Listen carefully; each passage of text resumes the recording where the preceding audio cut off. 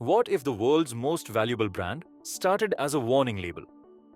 A mark meant to say, this product is cheap, fake, and low quality. That's the shocking true story of Made in Germany. Today, those three words mean excellence.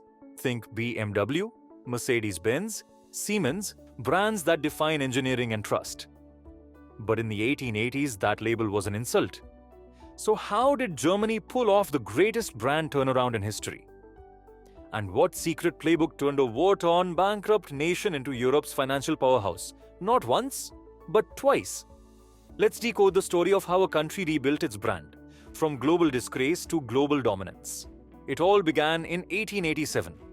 Britain, at the height of its empire, was worried.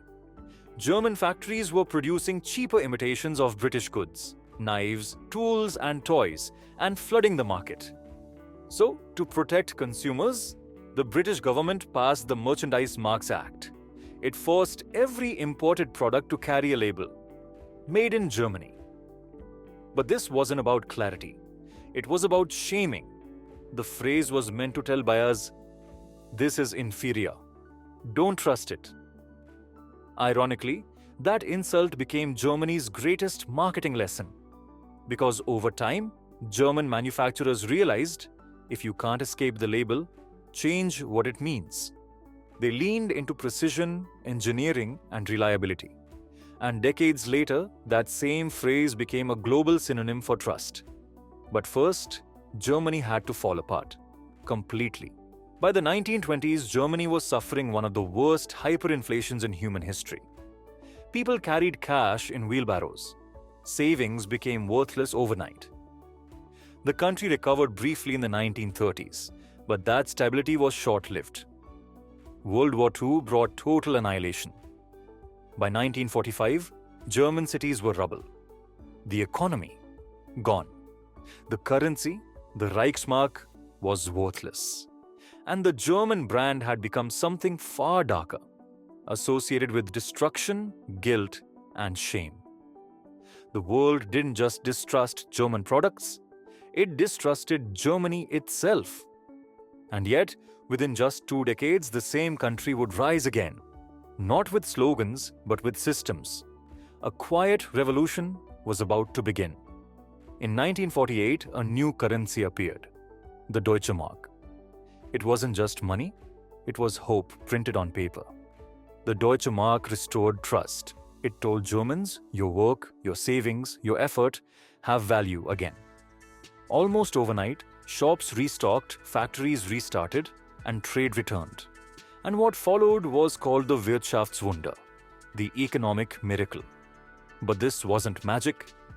It was a method. Instead of chasing scale, Germany built its recovery around craftsmanship and consistency. And at the heart of this revival was something called the Mittelstand. Small and medium-sized, often family-owned businesses. These weren't flashy startups or state giants. They were local factories, precision toolmakers, machine part specialists, companies obsessed with doing one thing better than anyone else in the world. The Mittelstand focused on quality, innovation, and long-term relationships over quarterly profits.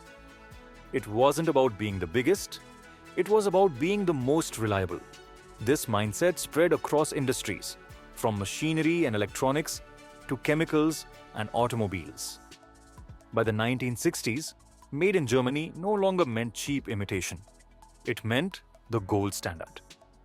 Fast forward to today. Germany is the third largest economy in the world, worth over 4.3 trillion euros, and its brand of precision has found its purest form in cars. Every year, Germany exports over $260 billion worth of vehicles, more than the entire GDP of Finland or New Zealand. Nearly 1 out of every 5 cars sold globally is German. The automotive sector alone contributes 10% of Germany's GDP and nearly a quarter of its total exports. That's not just success. That's national identity. When you see a Mercedes on the road, that's not just engineering, it's storytelling. A country proving, year after year, that quality beats speed. But what's truly fascinating is how this attitude extends beyond factories, into daily life. Despite being a tech-forward nation, Germany still loves cash. More than 50% of transactions are done with physical money. Why? Because to Germans, cash equals control. It's a way to feel secure, to see value, to know what's real. There's even a phrase, Nur Bares ist Wahres, only cash is true.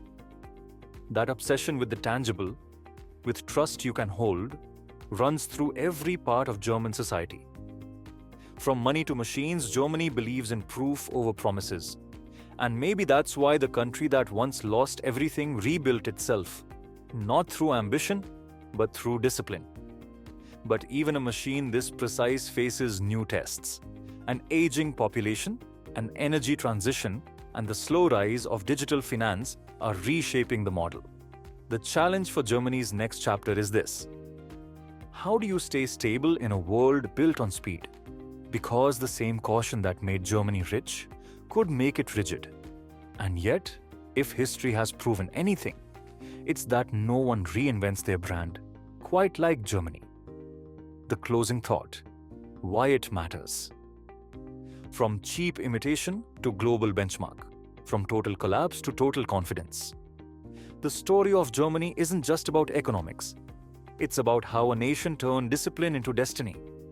While the world races for innovation, Germany reminds us, real power lies not in disruption, but in dependability. That's the secret behind the label once meant as an insult.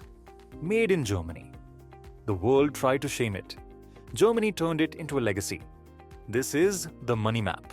Follow and subscribe to MoneyView for more financial journeys across the world.